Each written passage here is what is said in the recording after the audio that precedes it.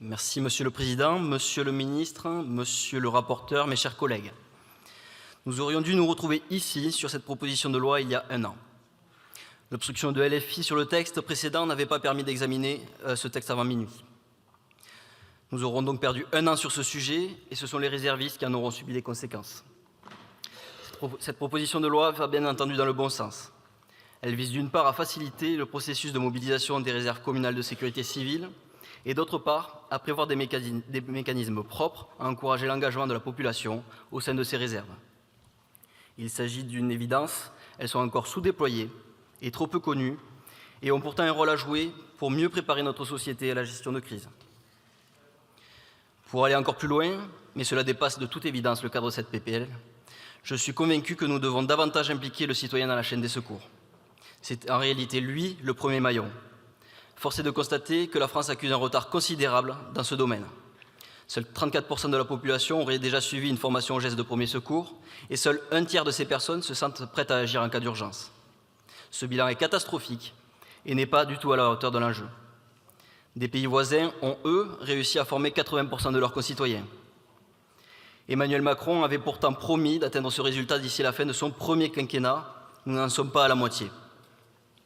Apprendre des gestes et des réflexes simples pourrait pourtant sauver des vies et faciliter le travail des secours.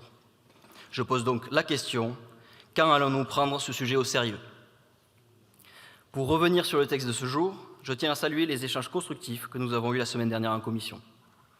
Le groupe Rassemblement national a pu enrichir ce texte en faisant adopter plusieurs amendements.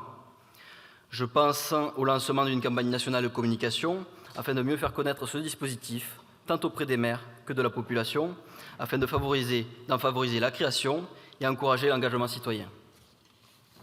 Je pense également à la possibilité pour les étudiants engagés dans une réserve de sécurité civile de bénéficier des mêmes aménagements d'études que les réservistes militaires ou depuis 2023 que les sapeurs-pompiers volontaires, disposition introduite grâce à un amendement de notre collègue Thomas Ménager à l'époque. Nous avons ensuite introduit une souplesse supplémentaire dans les contrats des réservistes en rendant facultative la mention d'une durée d'engagement annuelle.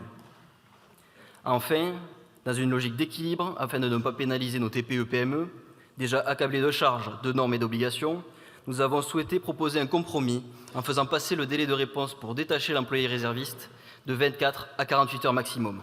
Cela reste une avancée significative, le délai actuel étant d'1 semaine. Ces avancées ne doivent toutefois pas occulter certains points de vigilance. Les associations agréées de sécurité civile ont toute leur place dans notre modèle. Leur engagement est précieux et leur contribution indiscutable. Mais leur confier la gestion d'une réserve communale soulève des questions. Est-ce bien là le rôle d'une structure associative de gérer un organe public? Quid des responsabilités, notamment pénales, de chacun? Le statut de collaborateur occasionnel du service public, reconnu aujourd'hui pour les réservistes, ne serait-il pas remis en question dès lors que l'on passerait sous une gestion associative? Cela demande un travail juridique de fond qui n'a pas été possible de faire à cette heure et nous ne pouvons donc pas prendre cette décision sans en mesurer l'impact réel. D'autant plus que le droit existant prévoit déjà un cadre équilibré, à mon sens plus adapté. Les associations agréées peuvent intégrer les réserves communales, mais sa gestion reste entre les mains de la municipalité, de l'EPCI ou du SDIS.